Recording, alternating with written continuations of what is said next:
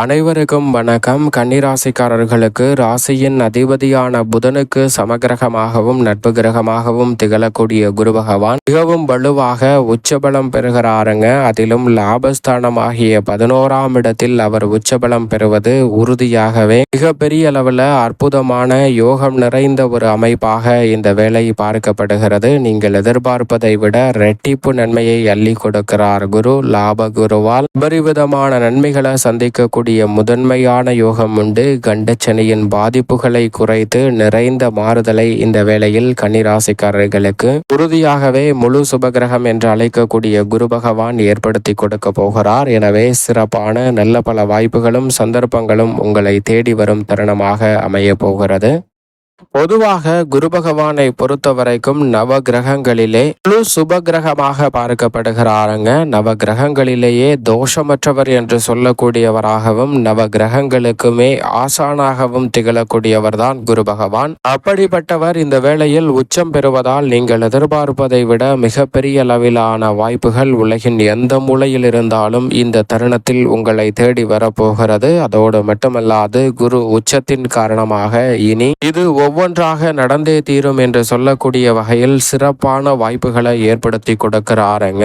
குறிப்பாக குரு பகவான் நேர்கதியில் உச்சம் பெறும் இந்த வேலை என்பது நீங்கள் நினைப்பதை விட மிக சிறப்பான நல்ல வாய்ப்புகளும் சந்தர்ப்பங்களும் கைகூடி வரும் அற்புதமான தருணமாக அமைகிறது. பல்வேறு வகையான சிக்கல், சிரமம், நெருக்கடி என்று சொல்லக்கூடிய விஷயங்களுக்கு நல்ல தீர்வு கிடைக்கும். குரு பகவான் தனது உச்ச வீடான சந்திரனின் ஆட்சி வீட்டில் உச்சபலம் பெற்றிருக்கும் இந்த வேலை என்பது ரெட்டிப்பு நன்மையை கொடுக்க போகிறது. ஏனென்றால் மிக வலுவாக இந்த வேளையில் முக்கூட்டு கிரகங்கள் கடந்து செல்லக்கூடிய வேளையில் சுக்கிரன் மிக வலுவாக குருவுடன் இணைந்து சுக்கிர மங்கள யோகத்தையும் ஏற்படுத்தி கொடுக்க போகிறார். எனவே நீங்கள் எதிர்பார்ப்பதை விட பல நல்ல வாய்ப்புகளும் சந்தர்ப்பங்களும் இந்த தருணத்தில் சிறப்பாக கைகூட போகிறது. நவ கிரகங்களிலேயே மனித வாழ்க்கையை தலைகீழாக புரட்டி போடக்கூடிய அப்பரிவிதமான வளர்ச்சியை நேர்கதியில் கொடுக்கக்கூடிய ஒரு அற்புதமான கிரகமாக பார்க்கப்படுகிறாருங்க குரு பகவான். அது மட்டுமல்லாது எந்த ஒரு கிரகமும் குருவை பகை கிரகமாக பார்ப்பதில்லை. நவ கிரகங்களிலே பகை கிரகமற்ற ஒரே கிரகம் என்று சொன்னால் அது நிச்சயமாக குரு பகவான் தான். எனவேதான் வானியல் அரசன் நவ கிரகங்களின் தலைவன் என்று அழைக்கப்படுகிறார். அப்படிப்பட்டவருடைய பார்வை படக்கூடிய வேளையில் நமது வாழ்வில் சந்திக்க வேண்டும் என்று நம்மளை துரத்தி கொண்டிருந்த பல வகையான சிரமங்களும் விலகக்கூடிய நல்ல சந்தர்ப்பம் நிச்சயமாக உண்டு. நீங்கள் நினைப்பதை விட குரு பார்க்கின் கோடி நன்மை என்று சொல்லக்கூடிய வகையில் சிறப்பான வாய்ப்புகளை சந்திக்கும் தருணமாகவும் இந்த வேலை அமைய போகிறது. குருவின் உச்சத்தின் காரணமாக இந்த வேளையில் தொழில், வியாபாரம், உத்தியோகம் என பல பணிகளில் உச்ச நிலையை அடையக்கூடிய வகையில் சிறப்பான வாய்ப்புகள் அடுத்தடுத்து நிறைவாக கிடைப்பதற்கான முதன்மையான அதிர்ஷ்ட யோகம் உண்டு. அதோடு மட்டுமல்லாது எதை எப்படி செய்ய வேண்டுமோ அதை அப்படி சிறப்பாக மாற்றி கொடுக்கக்கூடிய நல்ல சந்தர்ப்பத்தை உருவாக்கி கொடுக்கிறார். உதாரணமாக ஒரு கதை ஒன்றை பார்ப்போம். ஒரு துறவி ஒருவர் இருக்கிறார். அவர் தன்னுடைய பயணம் ஒன்றை மேற்கொள்கிறார். அப்படி பயணம் மேற்கொண்டு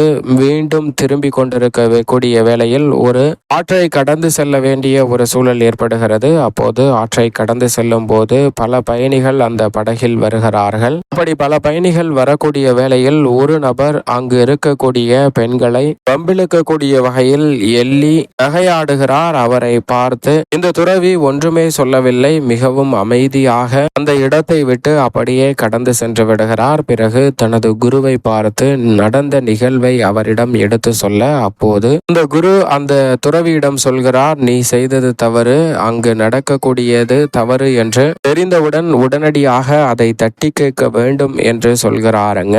அப்போது பல சீடர்கள் அந்த இடத்தில் அந்த அறிவுரையையும் போதனையையும் கேட்டு தெளிவான மனநிலையுடன் அங்கிருந்து செல்கிறார்கள். இதே போன்று இன்னொரு சீடர் ஒருவர் பயணங்கள் செய்து அதே ஆற்று வழியாக கடந்து வரும்போது அதே நபர் மீண்டும் இந்த தருணத்தில் படகில் வரக்கூடிய அந்த நபர் பெண்களிடம் கேலி செய்து அவர்களை வம்பிழுக்கிறார். அப்போது இவருக்கு மிகுந்த கோபம் வந்து அவரை அடிப்பது போல் கையை ஓங்கி கொண்டு அவரை நோக்கி செல்ல அந்த நபர் பயந்து அப்படியே அவர் செய்த சேட்டையை முடக்கி கொண்டு அங்கிருந்து அந்த நபர் சென்று விடுகிறார்.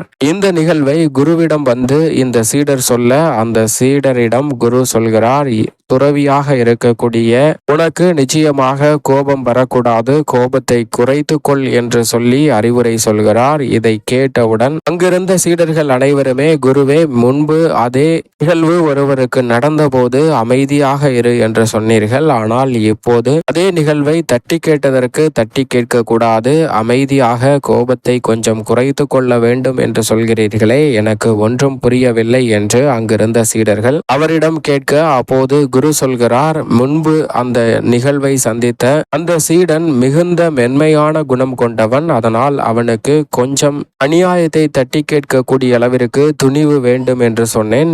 இவன் ஏற்கனவே துணிச்சலுடன் பல விஷயங்களை மேற்கொள்ளக்கூடியவன். அப்படி இருக்கும்போது இன்னும் துணிச்சல் அதிகரித்தால் சில பிரச்சனைகளை அதிகரிப்பதற்கான சூழல் உருவாகிவிடும். அதனால்தான் இவனிடம் கோபத்தை குறைத்து கொள்ள சொல்லி சொன்னேன் என்று சொல்கிறாருங்க. இது போன்றுதான் நம்மளுடைய வாழ்விலும் சில இடங்களில் வேறு மாறியாகவும் சில இடங்களில் இன்னொரு மாறியாகவும் நடந்து கொள்ள வேண்டிய ஒரு சூழல் இருக்கிறது. இந்த சூழலுக்கு ஏற்றவாறு நவ கிரகங்களின் தலைவன் குரு என்று அழைக்கக்கூடிய குரு பகவான் உச்சம் பெறக்கூடிய வேளையில் மிக சிறப்பான அமைப்பை நிச்சயமாக இந்த தருணத்தில் நமக்கு ஏற்படுத்தி கொடுக்க போகிறார் என்பதில் சந்தேகமே இல்லை. ஏனென்றால் குரு பகவான் உச்சம் பெற்றிருக்கும் இந்த காலகட்டம் என்பது அற்புதமான பொன்னான வாய்ப்புகள் தடையில்லாமல் உங்களை தேடி வருவதற்கான முதன்மையான சந்தர்ப்பத்தை உருவாக்குகிறது. சரியாக இந்த வேலையை பயன்படுத்தி கொள்ளுங்கள், இரட்டிப்பு நன்மை நிச்சயம் உண்டு. கன்னிராசிக்காரர்களுக்கு மிக வலுவாக லாபஸ்தானத்தில் குரு பகவான் அமர்ந்திருப்பதால் நீங்கள் எதிர்பார்ப்பதை விட தனலாபம் இந்த தருணத்தில் உயரும். எதிர்பார்த்த பல காரிய வெற்றிகள் உறுதியாகவே தடையில்லாமல் கைகூடும். உலகின் எந்த மூலையில் இருந்தாலும் அடுத்தடுத்த வாய்ப்புகளை சரியான முறையில் பயன்படுத்தி நேர்வழியில் செல்வ செழிப்புகளை உயர்த்தக்கூடிய சிறப்பான தருணமாக நிச்சயமாக இந்த வேலை அமையக்கூடிய நல்ல சந்தர்ப்பம் உறுதியாகவே கிடைக்கிறது. கன்னிராசிக்காரர்களை பொறுத்தவரைக்கும் பெரும்பாலான நெருக்கடிகளையும் சிரமங்களையும் விளக்குவதோடு மட்டுமல்லாது மிகப்பெரிய அளவிலான வளர்ச்சியையும் முன்னேற்றத்தையும் இந்த தருணத்தில் சந்திக்கக்கூடிய நல்ல வாய்ப்பை ஏற்படுத்தி கொடுக்க போகிறாருங்க. எனவே சரியாக இந்த தருணத்தை கன்னிராசிக்காரர்கள் பயன்படுத்தி கொள்ளுங்கள். அதோடு மட்டுமல்லாது குருவின் பார்வை இந்த தருணத்தில் பல இடங்களில் பதிகிறது. வெற்றிக்கு உரித்தான 3, 5 மற்றும் 7 ஆகிய இடங்களில் பதிகிறது. சனி பகவானின் மீது வலுவாக பதிகிறது. கண்டச்சனியின் ஆதிக்கத்தை வீழ்த்தக்கூடிய வகையில் குரு பகவான் லாபத்தில் அமர்ந்து தனது பார்வையும் சனியின் மீது செலுத்துவதால் சிறப்பான வாய்ப்புகள் உத்தியோகம் தொழில் ரீதியாக கிடைக்க போகிறது. கண்டச்சனியால் ஏற்படும் மிக மோசமான சூழ்நிலைகளை சரியாக கையாண்டு சிறப்பான தருணமாக உறுதியாகவே மாற்றிக்கொள்ள முடியும். அதோடு மட்டுமல்லாது இந்த தருணத்தில் அனுகூலமற்ற நிகழ்வு என்று சொல்லக்கூடிய விஷயங்களை கூட அனுகூலமாகவும் முன்னேற்றம் நிறைந்தவையாகவும் மாற்றிக்கொள்ளக்கூடிய முதன்மையான சந்தர்ப்பம் உங்களை தேடி வருகிறது. மேலும் இந்த தருணம் ஒரு அற்புதமான பொற்காலம் என்று சொல்லக்கூடிய வகையில் மிக பெரிய அளவிலான சிறப்பான வாய்ப்புகள் உறுதியாகவே கிடைக்கும் அற்புதமான வேலையாக அமைகிறது. குரு பகவான் வெற்றிக்கு உரித்தான 3, 5 ஆகிய இடங்களை பார்ப்பதால் தந்தை வழி உறவுகளுக்கிடையே இருந்த சிக்கல் நீங்கும். பூர்வீக சொத்துக்கள் ரீதியான பிரச்சனை விலகும். நீதிமன்ற வழக்குகள் உள்ளிட்டவற்றில் சாதகமான தீர்ப்பு கிடைப்பதோடு குடும்பத்தில் மகிழ்ச்சியும் மனநிறைவும் அமையக்கூடிய நல்ல சந்தர்ப்பம் கன்னிராசிக்காரர்களுக்கு உண்டு. மேலும் இந்த தருணத்தை சாதகமாக மாற்றிக்கொள்ள கன்னிராசிக்காரர்கள் உறுதியாகவே வாரத்தில் வியாழக்கிழமை விரதமிருந்து அருகாமையில் உள்ள குரு பகவான் சன்னதி சென்று தொடர்ந்து 9 வாரம் தீபம் ஏற்றி வழிபாடு செய்யுங்கள். தொடர்ந்து 9 வாரம் வழிபாடு செய்வதால் உலகின் எந்த மூலையில் இருந்தாலும் இரட்டிப்பு லாபத்தை சந்திக்கும் சந்தர்ப்பம் நிச்சயம் கன்னிராசிக்காரர்களுக்கு உறுதியாகவே கிடைக்கும்.